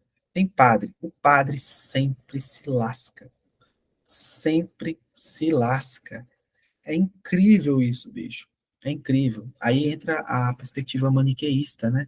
De colocar o diabo como sendo difícil de lidar, as autoridades eclesiásticas, religiosas não dão conta, tem medo. Inclusive o filme O Exorcista, que para mim é um filmaço, assim, cinematograficamente falando, é uma aula de cinema aquele filme, perfeito. Só que é um filme que se utiliza de muitos clichês. Eu concordo. Eu assisti a versão do diretor, desculpe interromper, eu preciso desabafar Não, isso. você pode falar, Eu tranquilo. gostei, só que eu assisti com minha namorada e um grupo de amigos, todo mundo me criticou porque eu escolhi a versão mais longa. Só que eu queria assistir a versão melhor, eu queria assistir É a melhor, poxa, a melhor. exatamente. É um clássico, não é não, Jonathan? É um clássico que tem que ser assistido. É só um Não, desabafo. cara, é perfeito aquele filme. O enquadramento, a fotografia, a paleta de Maquiagem. cores, nossa, a maquiagem, meu Deus do céu, a maquiagem de 1973, que até hoje causa espanto. Por muito tempo, aquela maquiagem fez pessoas terem pesadelos, não conseguirem dormir. E até hoje, cara, se você pegar e comparar com algumas maquiagens de hoje, dá de 10 a 0. É um Maquiagem de filme efeito bom, prático é muito boa, né? sim, nossa, Esse não. aqui é o nível de CGI. E aí, o enquadramento, né, nos momentos em que os padres estão no quarto, o diretor ele fecha o enquadramento para gerar uma sensação de claustrofobia, uma paleta esverdeada. Nossa, perfeito. Mas assim, é um filme que tem muito clichê, né? O padre que precisa rezar em latim, que usa água benta, que usa crucifixo, as blasfêmias do demônio, entende? Conflito da fé do padre também, que está sempre em voga no filme. É um padre que se questiona, que tem ali seus momentos de fraqueza, e acaba que os dois padres morrem. Aliás, tem uma coisa, eu não sei se eu vou dar um spoiler. Tem o dois e o três, Tem o dois e o três. e o O quatro. que pula, o que pula, eu vou falar, porque ou não falo. Fala, ele tá vivo. Ele não morre, ele tá É, vivo. o padre que pula da janela, ele não morre. A gente, assim, até o momento em que o terceiro filme não tinha sido feito, entende que ele morreu. Mas aí quando vem o terceiro, a gente sabe que ele não morreu, né?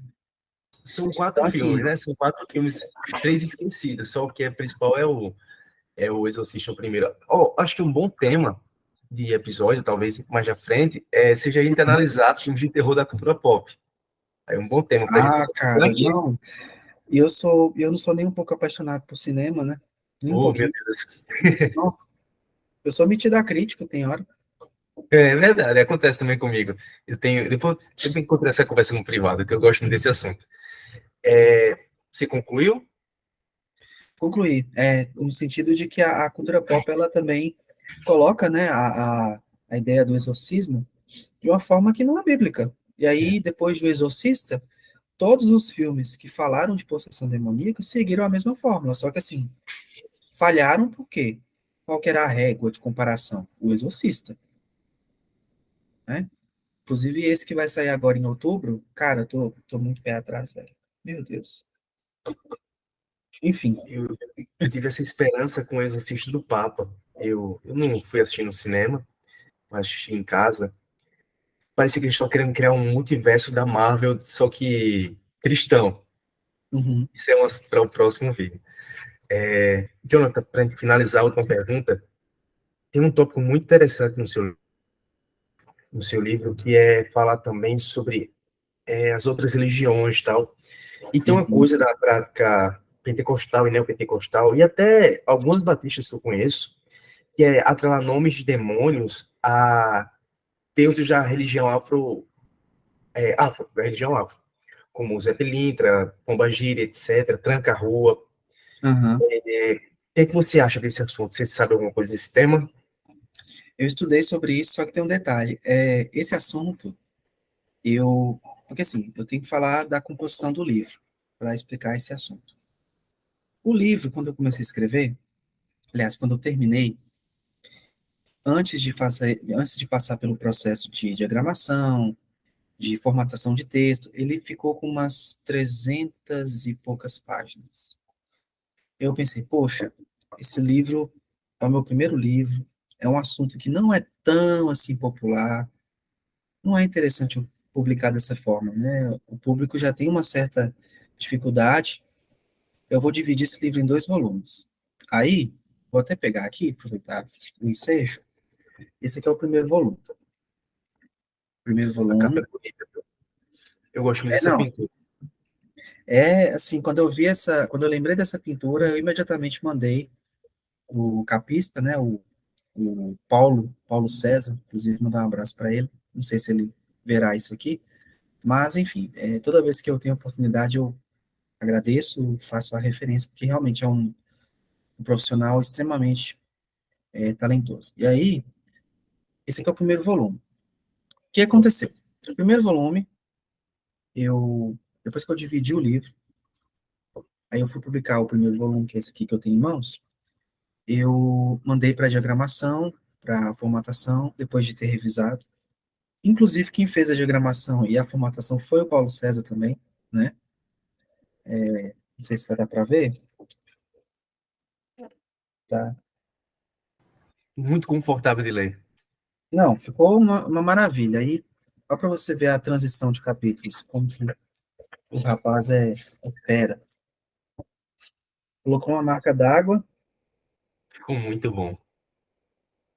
E daqui vem página do lado. amarelada assim aqui é muito boa também de pegar, de ler. Não, é uma delícia. Não força tanto as vistas. E aí, cara, eu mandei para ele, ele fez a diagramação, formatação do texto. O primeiro volume, antes da edição, da formatação, estava com 200 páginas. Lembrando que eu dividi o arquivo original. Mandei para ele. Quando ele fez a divisão, a formatação, o livro ficou com 269 páginas. Então, eu estou terminando o segundo volume. Na verdade, eu já terminei o segundo volume. Eu pretendo lançar, se Deus quiser e permitir, no começo do ano que vem. Amém. O arquivo original sem a formatação, sem a diagramação, sem nada. Ele está com quase 300 páginas. Então, certamente ele vai ficar maior. E eu fico pensando, poxa, se eu tivesse publicado em um volume, eu teria em torno de umas 500 páginas ou mais. Tá, e por que que eu estou falando isso? Porque o primeiro volume, tudo isso que a gente falou até agora, eu falo no primeiro volume. Origem de Satanás, Isaías 14, Ezequiel 28, o diabo ser o ladrão, exorcismo, possessão, enfim. O segundo volume, então esse primeiro volume, ele tem uma abordagem com questões da cultura, mas ele é muito mais voltado para uma análise bíblica, de temas que são diretamente bíblicos. O segundo volume, ele tem também essa pegada, só que eu foquei muito mais nas questões culturais, nas questões extra-bíblicas. E aí, por isso que o segundo volume, ele tem um caráter um pouco mais antropológico, histórico. Esse aqui também é tanto que se chama O Inimigo Milenar, um tratado teológico e histórico sobre satanologia e suas variantes. O segundo é o mesmo nome, né, porém, volume 2. O foco vai ser muito mais na questão cultural, na questão antropológica e um pouquinho também de fenomenologia. E é no segundo volume que eu vou falar sobre isso, sobre essa questão dos nomes, né, das divindades, dos deuses, de outras religiões. E o que que eu acho, cara? Eu penso assim, a Bíblia, ela fala que os deuses dos pagãos são demônios, de uma forma bem direta, a grosso modo. Moisés vai deixar isso, vai dar a entender, lá em Deuteronômio, se não me engano, e Paulo vai também deixar isso mais, ele vai ser mais transparente, mais claro nisso. E eu entendo que isso procede, porque o que que acontece? Deus é o único digno de ser adorado, de ser glorificado.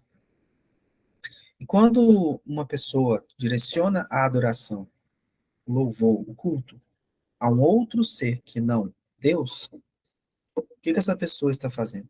Essa pessoa está cometendo a idolatria.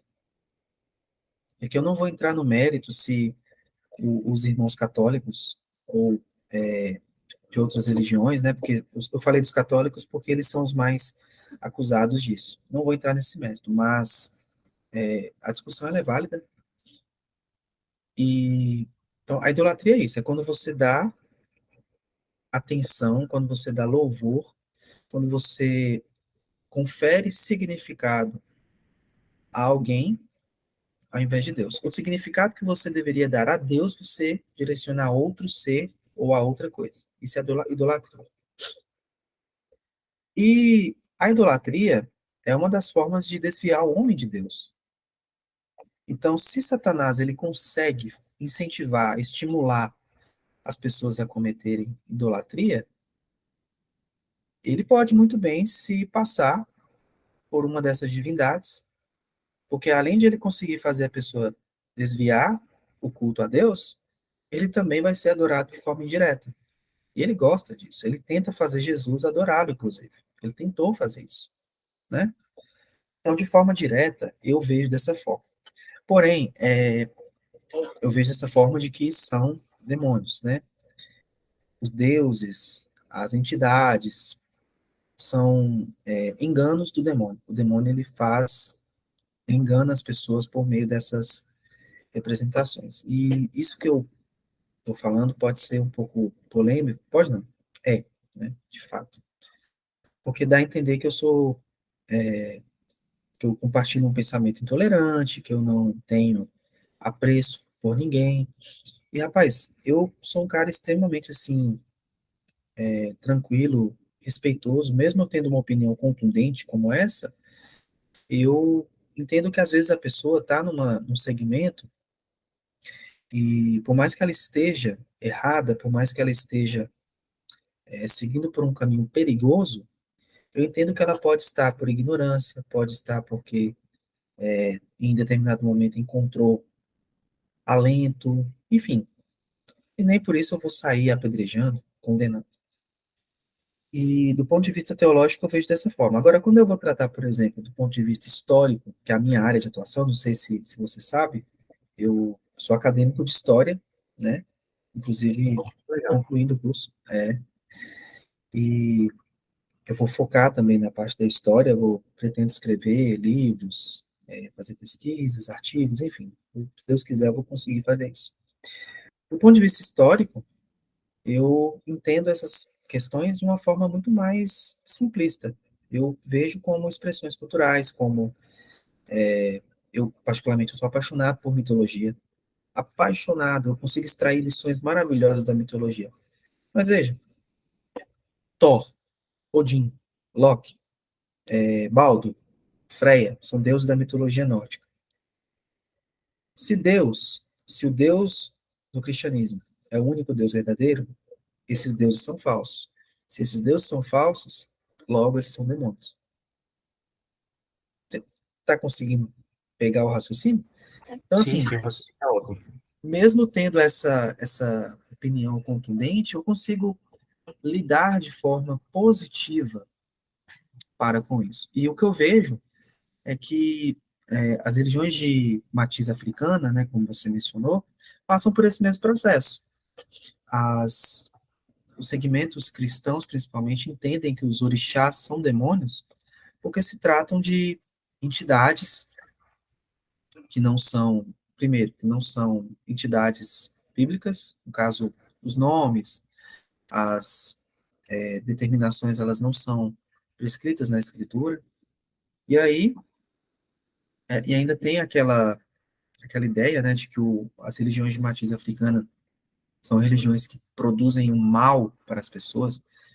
Inclusive, estava conversando hoje com uma colega de serviço, né, ela falando que, sobre a macumba, que a macumba, o povo na Bahia costuma fazer macumba e tal. Na verdade, ela estava contando um caso de uma conversa que ela teve com outro colega, né? E aí, assim, eu expliquei que as religiões de matriz africana, como, por exemplo, Candomblé, Umbanda, Quimbanda, oficialmente, essas religiões, elas não fazem trabalhos para prejudicarem pessoas. Não está no escopo dessas religiões você produzir o mal para alguém. Mas existem pais de santo, mães de santo que fazem, entende? Não quer dizer que você é do candomblé que você vai produzir mal para as pessoas. Então, tem esse estigma, tem essa ideia de que o que não é cristianismo é maligno, vai fazer mal para as pessoas. O que eu vejo é que há um mal para a saúde espiritual da própria pessoa. A pessoa que segue nesse caminho, ela está prejudicando a sua saúde espiritual, porque ela está seguindo por um caminho de engano. Eu entendo que é um caminho de engano, mas se a pessoa virar para mim e falar, Jonathan, eu não concordo contigo, eu não acho que a minha religião é uma religião enganosa, eu vou virar para essa pessoa e falar, meu querido, tudo bem, segue a vida, podemos continuar sendo amigos, inclusive, tá? Eu não vou te condenar, não vou te desrespeitar, mas a minha opinião é essa. Eu acho que é um caminho de engano e que seria melhor se você optasse por Jesus Cristo, né? E é assim, a gente vê essas atribuições, né? Zé Pilintra é o demônio da cachaça. O preto velho é o demônio do tabaco. Cara, aí tem uma outra coisa que eu acho assim, aí isso para mim já é mais incômodo do que, por exemplo, o sujeito cultuar Xangô. Eu não sei se você compartilha da ideia, Lucas, mas, enfim, eu vou falar o que eu penso.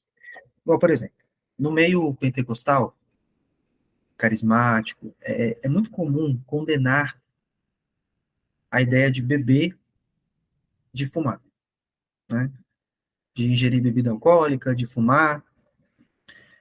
Eu, particularmente, assim, sendo bem direto, a Bíblia não condena o, a ingestão de bebida alcoólica, o que ela condena é a embriaguez, e ela nem sequer fala do tabaco, falando de forma bem direta. Então, Eu entra muito concordo, do bom senso, concorda, né? concordo. Eu, particularmente, eu nunca bebi na vida, não bebo, não fumo. Eu não gosto de cigarro, não gosto de nada relacionado a tabaco, mas se o cara fuma, eu, sendo bem sincero, eu não acho que ele está pecando. Eu não acho que ele está incorrendo numa transgressão contra Deus. Eu acho que ele está prejudicando a sua saúde, e aí, em decorrência disso, ele pode pecar, né, cometer outros pecados, mas não por causa do tabaco em si. Isso aqui é uma opinião até um pouco é, é, é, polêmica, né? Já a No bebida Brasil não alcoólica, tem polêmica, né? Fora não. sim. Eu não sei, cara, por que que é só no Brasil. Lá fora a gente vê muitos cristãos, reformados inclusive, que fumam É, charuto, cachimbo. eu acho que é muito cultural. A bebida trouxe muita mazela em muitas sociedades, muitas Uhum, casas aqui no Brasil, eu acho que muito forte. E a discussão de tabagismo aqui também é bem forte, sim. comercial, tal. Cara, e no caso da bebida também, né? Eu não bebo, como eu disse, mas se o cara bebe moderadamente, eu também não vejo problema. Eu tenho um posicionamento que não é um posicionamento por achismo, eu estudei o que eu podia estudar sobre o assunto. E aí o que que acontece? Como tem esse certo preconceito para com, para com essas coisas, principalmente por parte dos pentecostais, e aqui eu não estou perseguindo pentecostal, até porque eu tenho uma estima muito grande por eles, mas é comum, é fato, a gente vê muito isso no meio pentecostal mesmo, condenar a bebida alcoólica, o tabaco. E aí, coincidentemente, nas religiões de matriz africana, nós temos um orixá que gosta de cachaça, um orixá que gosta de tabaco, um orixá que é mais sedutor, como por exemplo a pombagira. Aí o que que o pessoal faz? Ó, isso aí não é de Deus, isso aí não é uma prática boa que Deus aprova. Então isso aí é coisa do Zé Pilintra, isso aí é coisa do preto velho, é coisa da pombagira, coisa da é, é, é, Padilha, né, que é uma das pombagiras. Então assim, eu Maria acho que Padilha. Maria Padilha. Então, eu acho que essas atribuições, elas vieram à tona em virtude disso. Foi uma coisa que, por um detalhe cultural, e acabou que se fixou no imaginário popular até hoje. Só que assim, a Bíblia não fala em nome de demônio. Não fala. Primeiro que se o cara tá, por exemplo, se ele tem problema com álcool, é um alcoólatra, se embriaga direto, a Bíblia não atribui isso a demônio. A Bíblia atribui isso a uma obra da carne, né? A embriaguez é um pecado, e se é um pecado, é uma obra da carne. Pode ser influenciado pelo diabo, pelos demônios? Pode. Mas originalmente é uma obra da carne. Então o homem ele tem que se arrepender, abandonar essa prática e seguir com a vida em santidade. A mesma coisa. A, a lascívia, o sujeito tá ali ardendo sim em lascívia. Poxa, vai falar que é pombagira? Não, é a carne do cara. A gente tem um instinto sexual natural que Deus colocou em cada um de nós, mas que foi corrompido pelo pecado, entende? Então, eu acho que também é uma forma de meio que tornar o homem isento de culpa. É uma coisa que eu acho, assim, eu não consigo aceitar com bons olhos. Jonathan, muito obrigado por esse bate-papo. Por favor, abra espaço para você divulgar o seu livro, até quem pode comprar. A previsão de sair é já ano que vem o volume 2, né? Quando sair, vamos bater um papo sobre esse livro também, aprofundar essa última Perfeito, pergunta. Fica à vontade. Recomendações também. obrigado. Só, assim, deixar bem claro, né, que o bate-papo foi um bate-papo, assim, despretensioso. Eu não me considero nenhuma autoridade no assunto, nenhum especialista, apenas um cristão curioso, que gosta de estudar, que gosta de pesquisar as coisas, um entusiasta do assunto, né?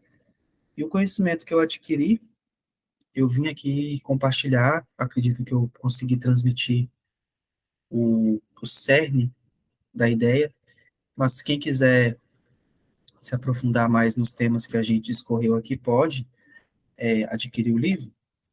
Deixa eu ver. Vai estar invertido, mas... Tá Não invertido, está é, invertido, câmera. não. Ah, Tá não? não, Então, tá não. O só inimigo para mim que milenar. aparece.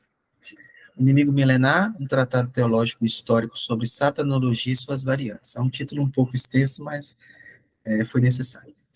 Esse livro, ele, no momento, eu não tenho mais exemplares comigo, porque eu tive uma certa redução na venda, né? Nas vendas. Aí eu parei de pedir remessa, mas ele pode ser comprado pelo site da editora, que é. Ver se aparece. Dá para ver aí? Editora Wiclap. Eu vou botar o link aqui na descrição. Isso. A editora Wiclap só pode. O Lucas vai disponibilizar o link, mas se vocês jogarem no Google, por exemplo, o inimigo milenar Wiclap, vai aparecer. Aí por lá vocês conseguem comprar, bem tranquilo. E como eu mencionei, o Lucas também mencionou agora, o segundo volume, se Deus quiser, ele sairá no ano que vem. Era para ter saído antes, mas tive alguns contratempos pessoais, né? Enfim, não deu. No momento de Deus vai sair, porque ele já está pronto. Eu fiz até uma revisão e ampliei o conteúdo dele, porque eu mencionei aqui que era um arquivo, eu dividi em dois. Publiquei o primeiro, que é esse aqui, e aí, quando eu fui mexer no segundo, eu fui adicionando coisas. Eu fui colocando outros assuntos, inclusive assuntos, gente, eu dou risada disso de vez em quando. Assuntos que era para terem saído nesse, mas eu esqueci. Esqueci. Aí eu abri, tipo assim, um capítulo para falar de temas aleatórios que poderiam ter entrado nesse aqui. Aí vai parecer que, nossa, que livro quebrado, tá? Começa com uma coisa e do nada vem um capítulo que não tem linearidade nenhuma, mas é por isso. Aí Tem que assim, eu comprar os poderia dois ter, para entender, tá vendo? Foi um jogo de marketing. foi providencial. Assim, eu poderia ter feito uma revisão, né, uma edição revisada e ampliada, mas como o segundo volume já vai ser lançado, eu preferi colocar no volume. Então é isso, eu quero agradecer, tá, Lucas? Assim, foi muito bom. Tinha tempo que eu não falava sobre esse assunto, né, em live, em podcast. Podcast, na verdade, é o primeiro que eu estou participando. Era Que honra. mais. Ó, tá vendo? Não, a honra é minha. Eu fazia mais, era live pelo Instagram com algum irmão. E assim, foi muito bom. Eu gosto de bater papo sobre teologia, sobre história, sobre as coisas que eu estudo, né? Que eu me dedico. E assim, cara, eu fico aberto a outras oportunidades, né? Estou aqui me oferecendo, basicamente. O E. convite veio antes, já tinha feito o convite. Ah, é Agora, verdade, do cinema, né? Filme de agora terror. dois: o cinema e o do livro. E eu tô com outra ideia que eu vou falar para você depois. Ah, não, perfeito. E assim, vai ser um novo prazer, né? Vai ser uma nova satisfação. É sempre satisfatório poder ter essas oportunidades. É E isso. agradecer a todo mundo, né, que verá o vídeo até o final, quem também não viu até o final porque não pôde. Enfim, quem conseguiu aí acompanhar o bate-papo, parcialmente ou totalmente, eu agradeço também. Jonathan, a gente faz uma pergunta no final que é perguntar o que você está lendo no momento. Se tem alguma coisa que você está lendo. Sobre o assunto? Não, é leitura geral. Tá, tô lendo algumas coisinhas, vou pegar aqui, só um instante. Tô lendo isso aqui, ó. Vou mostrar um por um. Ok, Eu tô lendo o Meditações, muito bom. de Marco Aurélio, filósofo estoico. Eu sempre tive uma simpatia pelo estoicismo, Uhum, apesar de não concordar com tudo, né? Mas eu sempre gostei e eu tô lendo na fonte, né? sim, Marco Aurélio, tem ali dentro também, para ler mais para frente, Sêneca. Muito bom. Os estoicos, eles têm uns ensinamentos muito legais. Estou lendo esse livro aqui do Joey Navarro, que todo o corpo fala, sobre linguagem corporal. Eu acho que é um assunto importante para a gente ler, Já aprender li, a interpretar. eu li esse. Você tem aí também? Eu tinha, aí eu troquei por alguns outros livros, mas eu pedi para fazerem, eu tinha a versão PDF, eu pedi para fazerem esse aqui para mim, ó. Ah, esse aí eu sei qual que é, mas eu não O li. Ekman, que tá um roubo na Paul internet. Ekman. É, Paul Ekman e Joey Navarro são talvez as maiores referências. Estou lendo também o Além da Ordem, do Jordan B. Peterson. Cara, eu sou apaixonado por esse sujeito. também. Também. Nossa, eu li o Ali. 12 Regras. 12 Regras. Você tem esse aqui também? Tenho, tá aqui, ó. Ah, sim. Não, eu li o 12 Regras para a Vida, moço. O que mudou a minha vida, assim, o up que eu tive foi sensacional. E esse aqui é a continuação, né, do 12 Regras. Fenomenal também. Eu E prende, tô. né? A gente, a leitura prende a gente. Não, o cara é sensacional. Porque ele é um psicólogo, mas ele mescla a psicologia com mitologia, com história e com teologia também. Incrível. É, indico demais. Tô lendo 5 livros. Tô lendo esse aqui que é um romance, O Lamento do Violino, do Gabriel Rolón. Ele é acho que ele é argentino, acho que ele é argentino, que não fala não, só fala que ele fez faculdade em Buenos Aires. É um romance de um psicanalista que precisa fazer um laudo, é porque ocorre um homicídio, e o filho da vítima, ele é acusado de ter matado o pai.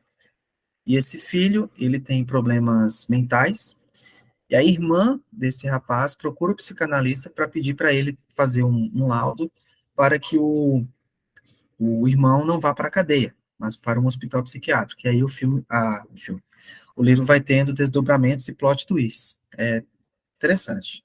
Estou na metade dele. E por último, eu estou lendo a biografia da minha maior referência intelectual de todas. Você imagina quem seja? Spurgeon, talvez. Não. Acho que vai deixar um pouco surpreso, porque não é da teologia. Hum. Essa figura, ela, para mim, é a maior referência intelectual por conta da genialidade dela. Não é por conta de alguma coisa específica, mas por conta da genialidade, que é esse cara aqui, ó. Ah, o clássico, né? Grande Leonardo. Leonardo da Vinci, biografia dele do Walter, ou é Walter, não sei, Isaacson. Cara, nossa, eu sou muito fã do Leonardo da Vinci, porque ele, a genialidade dele transcendeu a sua época e até hoje é uma coisa assim absurda. Se a gente parar para pensar, a medicina, a biologia, a astronomia está da forma que está por conta de grandes contribuições de Da Vinci e só não estão mais avançadas porque alguns de seus cadernos se perderam. É uma coisa triste de saber, sabe? Porque o cara, com o que a gente tem hoje, que é o material incompleto dele, a gente tem aí esses avanços. O sujeito foi um dos primeiros a abrir um corpo e desenhar as artérias, os órgãos. A medicina deve muito a Da Vinci, a astronomia deve muito a Da Vinci, a biologia, a matemática. Então, Engenharia assim, também, né? engenharia, era inventor, né, nos cadernos dele, tem alguns desenhos, o cara desenhando de helicóptero, avião, meu Deus do céu, no século XVI, o cara já estava fazendo isso. Então, assim, fica a indicação também, eu não terminei, esse aqui é o que eu tô mais atrás, eu tô no comecinho, eu li, o livro tem 600 e, um calhamaço, 634 páginas, contando aquelas notas do final, que eu detesto, eu detesto nota que fica no final do livro, porque É quebra a bom leitura, embate. é bom embaixo. Eu li 100 páginas até agora. Mas é porque eu demoro a terminar um livro. Eu leio muitos ao mesmo tempo, e alternando, né? Então eu demoro. Mas quando eu termino dois, três de uma vez também. Então é isso, pessoal. Além dessa incrível exposição, ainda teve 5 recomendações de leitura, além do livro dele. Acho que o de Vailato você também recomenda, né? Ah, sim, com certeza. Manual de Demonologia. Um calhamaçozinho também. Aí. Muito bom mesmo. Inclusive, algumas coisas que eu falo no meu livro, eu pego desse aqui. Hum, Eu aprendi muita coisa com esse livro. uma boa recomendação também, então. Então é isso, Sim, com pessoal. certeza. Muito obrigado. Deus abençoe vocês, seus estudos. Jonathan, muito obrigado também. Vamos combinar a E próxima. agradeço. E é Com isso, pessoal. certeza. Valeu. Abraço. Now the world don't move to the beat of just one drum. What might be right for you may not be right for